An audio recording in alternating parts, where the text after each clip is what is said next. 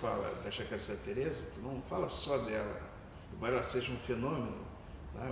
O Visconde chegou a ser uma das 20 fortunas do Brasil. Esses são dados da J.T. Pesavento. Né? Agora, tu vê o potencial da cidade. Tinha, até 1940, só tinha 5 cidades que tinham um lugar, né? Um local tipo IMBA. Né? Tem uma ideia de que havia dinheiro e sobrava para a cultura. E não era qualquer cidade que tinha isso. Então, claro que Bagé, que é a história do tinha, né? Realmente tinha mesmo. Né? E a figura dele é mais do que a Chaqueada. Né? A figura dele, ele traz gente, traz poetas, né? Traz uma série de visitantes. Né? Usar um pouco desse dinheiro para a cultura, que sobrava dessa parte. Né? Então, tu não pode dizer que aqui é um coronel daqui da região, ele não pensava na cultura. Parte desses coronéis, né, eles pensavam cultura. Né? O Visconde, ele não queria ser um coronel. Né? Ele sabe da história dele, ajudando as pessoas humildes, tudo, né? Trazendo compatriotas, buscando, né, ajudar muita gente. Né? Embora ele não fosse, aparentemente, uma personalidade muito próxima, né? Não sugere isso. Né? Mas ele, vamos dizer assim, ele pensava maior, assim, né? Não acredito. Né? Ele pensava Portugal, por isso o título dele. Ele foi buscar, comprar o título dele em Portugal. A visão dele, inconsciente dele, né? Que ser rico, né? E ter poder era ser um nobre. Embora a origem dele seja pobre. Né? E aí que te digo a importância da figura, né? Do personagem. Né?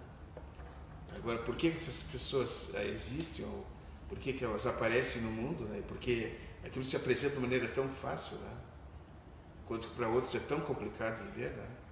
Se apresentou, ele veio com 12 anos para o Rio Grande do Sul, sozinho dentro de um navio. Né?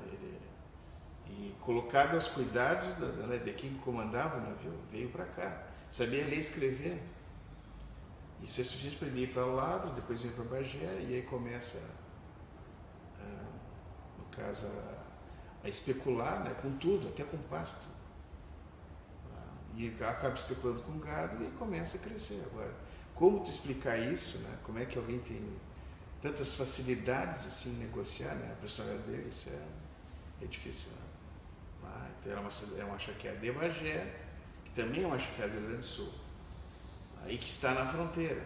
Então tem características interessantes que vinculam um pouco, né, a Pelotas, um pouco a própria região, que é um criatório, né, de gado, né? E também há muita coisa em direção a Montevidéu. Né? A gente tem que ter essa dimensão geográfica, assim, né? Esse espaço que se desloca, né? Esse fato, né? No sentido, não que ela não seja fixa, mas até onde ela pode se expandir. Né? Enquanto, vamos dizer assim, seria dentro de um complexo agroindustrial, né? Dentro de uma rede econômica que se forma aqui em Bagé, que vai em direção né, ao Nordeste brasileiro, né, e depois chega até Cuba, por exemplo. Então a charqueada Santa Teresa, ela insere-se nisso aí. Agora, aí não é só a charqueada, né, aí entra uma personalidade. Essa burguesia, ela, no caso aqui, se é burguesia, né, não sei até que ponto cabe esse nome aqui, ao descrever esses donos charqueados, entendeu? A Santa Pesavento usa esse termo, né? Esse estudo como burguesia, entendeu? Mas politicamente, tu pega nessa época no Rio Grande do Sul os coronéis agindo nas eleições. Né? Então, que tipo de burguesia é essa que funciona como um coronel na época das eleições? E eu não estou falando do Visconde, né? Que aparentemente era meio neutro, assim, meio distante dessa parte política, né? Mas outros que são grandes produtores rurais, né, têm grandes propriedades de terra, a prática política deles é extremamente atrasada. Né? chamar isso de burguesia, né? Até que ponto, entendeu? Definir mais isso aí. Né? Claro que o capitalismo está colocado, né, no consumo dessas mercadorias, né, no transporte dela, entendeu? Mas, do ponto de vista das leis trabalhistas, né, a Constituição de 92, do Rio Grande do Sul, ela antecipa, mas só que vai ocorrer no Brasil a partir de Getúlio Vargas, em 1930. Né? Então, essas pessoas que cuidavam dos trabalhadores existem em todo o Brasil e em toda a América, mas são alguns, né? Entendeu? Uma história um pouquinho complicada, ela não é sempre só de uma maneira, né? Não só de um ponto de vista. A gente pode reconstruir a história de vários pontos de vista. É claro que tu pode aprisionar a história dentro de um discurso ideológico, porque tu tem interesse em divulgar certos tipos de histórias, certos contos, né? Isso a gente sabe que tem, mas quando é ciência, a gente percebe hoje em dia, né, que tu pode fazer várias leituras, releituras. Ninguém está com a razão. A verdade é sempre algo a alcançar. Né? O que a gente nota é que há formações pré-capitalistas também junto. Né? Nas relações de trabalho, na forma de trabalhar a natureza. Entendeu? Então, é burguesia, mas como é que essa burguesia ela se relaciona dentro dessa economia? Né? Capitalismo no mundo, correto? Entendeu? Mas o capitalismo ele não é puro nunca, né? Ele está misturado com outras formas de produção. O que era antes o trabalho aqui na região, que era do peão, né? ele sofre aquilo que a Sandra Pesavento sugere que é um tipo de pedagogia. Né? Eu não sei se a palavra é correta, né? Dizer que houve uma reeducação desse peão, né? Que era livre, né? Que não tinha cercas, né? Então ele vai entrar dentro do modelo parcialmente industrializado. Até porque tinha caldeiras, né? E essas caldeiras explodiam, né? Porque não se trabalhava bem com segurança, com esse calor todo, né? Com essa pressão toda. Né? E esses trabalhadores vão entrar dentro dessa manufatura e vão trabalhar tipo uma linha de produção. Né? Então nós temos uma série de especialidades assim, vamos dizer assim, na charqueada, né? Que já vinha de antes das charqueadas que tinham lá em Pelotas. Né? Na verdade, Bagé é uma segunda onda que veio no estado. Né? As charqueadas de Pelotas eram realmente com um trabalho escravo. Né? Embora a produção inserisse dentro do mercado capitalista. Mas era uma produção feita com trabalho escravo. Eu não diria que toda ela, mas grande parte era. Pelo menos os relatos dizem isso, né? E se fala do tratamento que era dado nas charqueadas, que era um pouquinho, né, pior do que se imaginasse um peão na zona rural, né? Mas no caso de Bagé já muda um pouco, não tem nada a ver com a escravidão, né? São trabalhadores livres, né? Ele construiu uma vila ali, que tem até hoje, né? Para os trabalhadores morarem. As fotos mostram muitas pessoas da etnia africana, né? Eu diria da descendência africana, melhor dizendo, né? Mas isso não quer dizer que escravos tenham trabalhado na charqueada, descendentes, o que for, não necessariamente. Não diria dessa maneira. Né? Aí nós temos 100 trabalhadores, 200 trabalhadores, dependendo da safra. Né? Nós temos milhares de cabeças sendo mortas, né? E num processo mais ou menos automatizado, assim, do ponto de vista de seguir certos passos, não no sentido de ter máquinas, tantas assim. Né? É um serviço de faca, né? Então, acho que essa ideia da faca como um símbolo permanece desde lá do início, 1893, 1894, e vai até os anos 70 em Bagé. Né? Aqueles que trabalham com a faca, que sabem trabalhar, os familiares guardavam esses símbolos, né? casa, né? E nós temos processos diferentes de salga, né? Então uma carne salgada, no momento que não tem geladeira, né? Uma carne salgada, que é apreciada como carne mesmo, né? E que tem lugares que é muito... também compra isso, que é no caso do Nordeste, decoupa. Uma carne popular, né? Que era bem aceita e bem vendida. Então, isso qualifica não como uma produção assim que iria se manter a longo prazo, mesmo porque já estava começando a ideia do frigorífico, né? De tu vender a carne verde, né? A carne do animal mesmo, direto para a Europa, em câmaras frigorificadas em navios, né? Então tu nota que já entra num processo já atrasado, mas que permanece em Bagé até 1940, mais ou menos, né? Quando acontece as primeiras câmaras frias em Bagé com o Paulo. Mas é claro que a charqueada continua ainda, porque ela tem algo ainda a oferecer. Então aí entra, surpreendentemente, assim, aquelas varais enormes de carne, né? As fotografias mostram isso, né?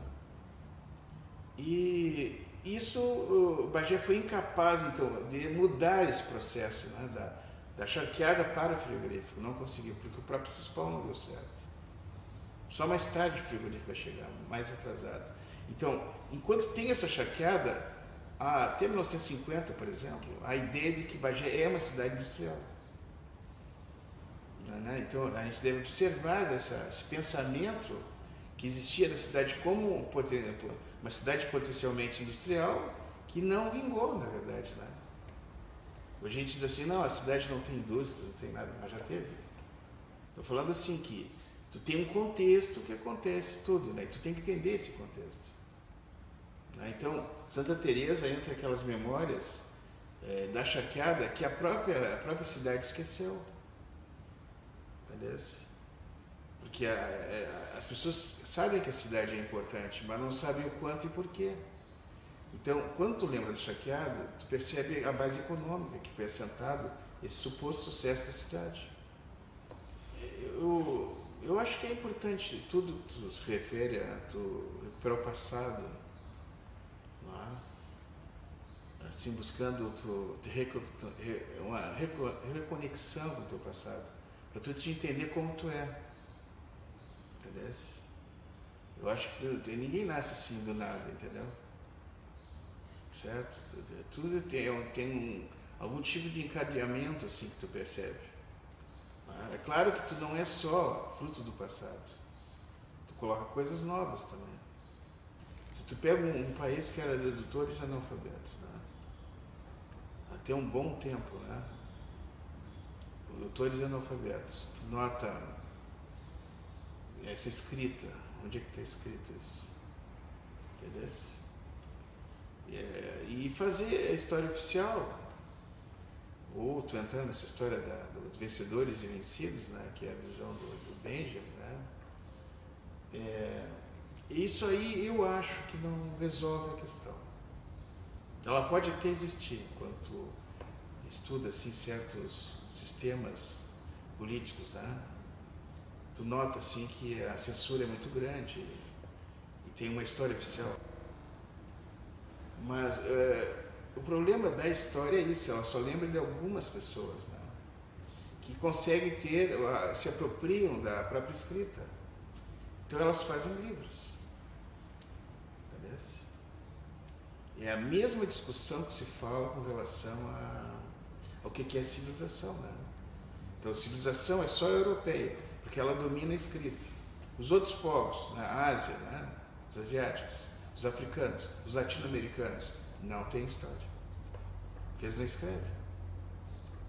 Então, isso é um problema da própria história. A gente tem que perceber, então, esses limites. É o que temos, né?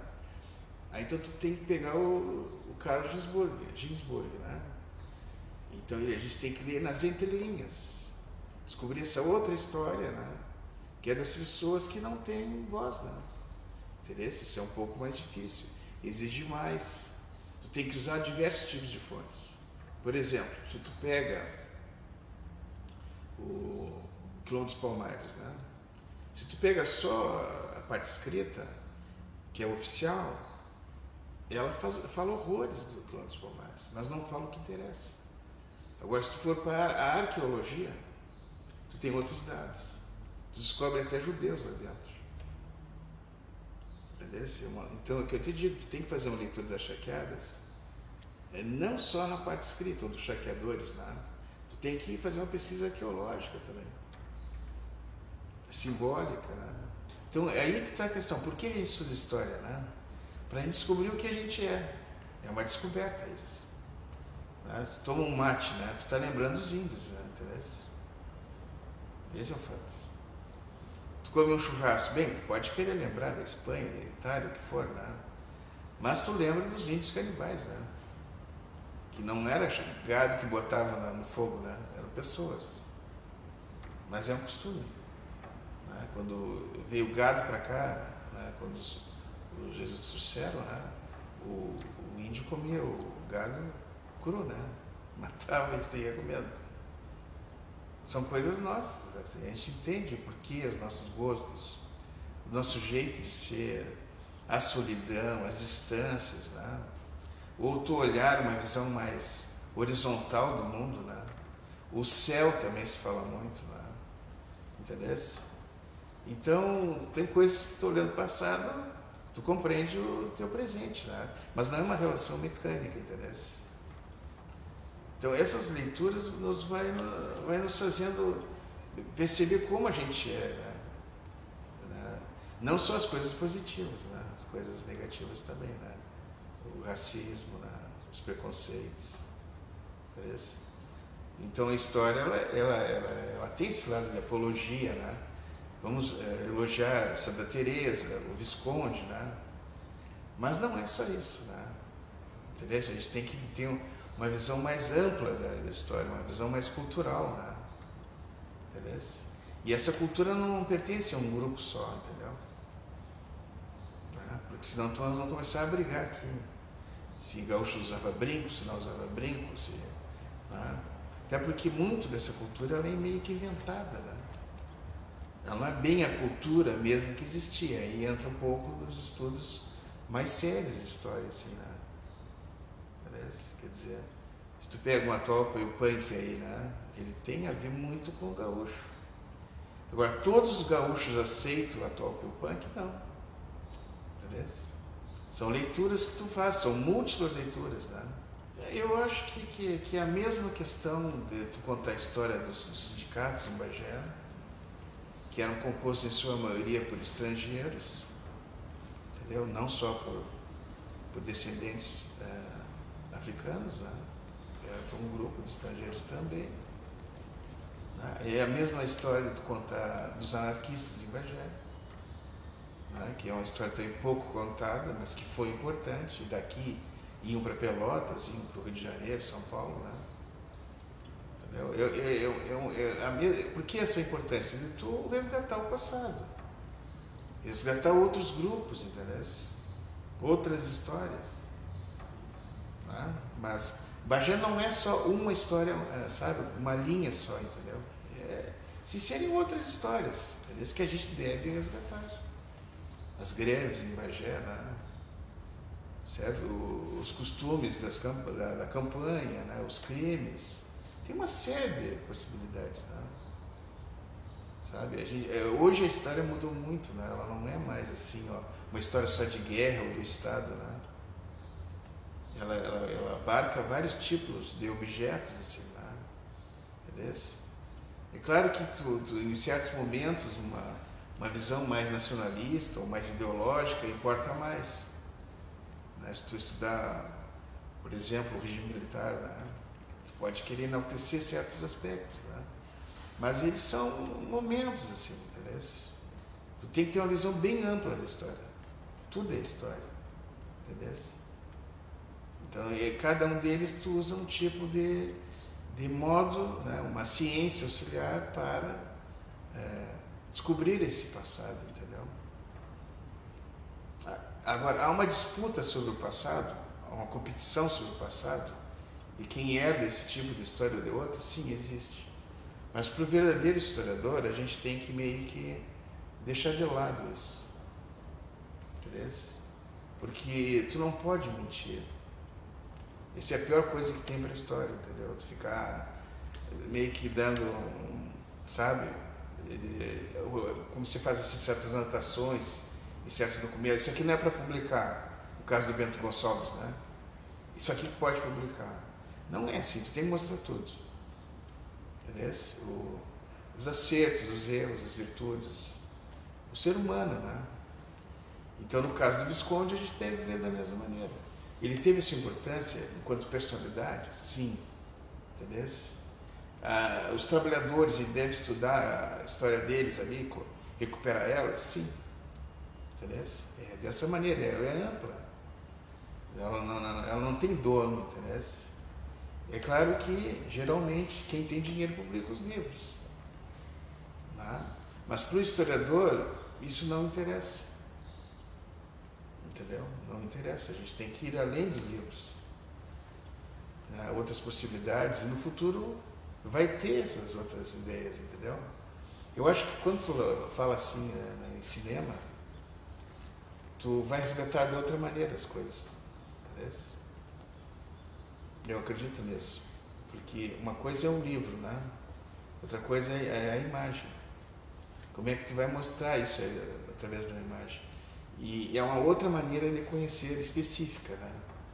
Que não é igual à da leitura.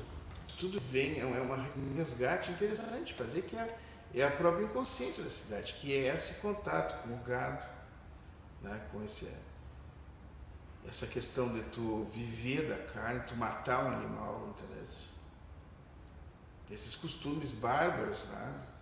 Que vêm desde o gaúcho lá, que cortava o couro, levava o couro e largava a carne no campo, né? Entendeu? Lá no início dos gaúchos, né? Então esses costumes bárbaros vão acontecer dentro da charqueada e não sei, a cidade cresceu com isso, mas meio que deixou de lado essa mesma memória, entendeu? Não desvalorizou ela. Então Santa Teresa, ela vem, acho que num esforço, né? Que algumas pessoas fizeram. A CC, ela foi uma defensora muito grande ela entrou em contato com pessoas que ajudaram também em Porto Alegre, né? E era algo importante. Depois aconteceu o Museu da Charqueada em Pelotas, né? Mas poderia se fazer aqui também. A gente perdeu um pouco essa história de se gravar, né? Sabe, testemunhos com pessoas, com descendentes de quem trabalhou nas charqueadas, né? Ficou alguns livrinhos assim pequenos sobre alguns charqueadores, né? Que na verdade são livrinhos porque são apologias, mas não tem assim sabe, as estatísticas, os dados desses charqueados, que estão ainda guardadinhos em jornais. Mas não tem assim tratados sobre a charqueada, não tem. Mas isso aí se deve ao que a gente não vincular a questão da riqueza com quem produz a riqueza, que no caso eram as charqueadas, né? Eram os trabalhadores, né? Então tem várias possibilidades hoje de construir a história, entendeu?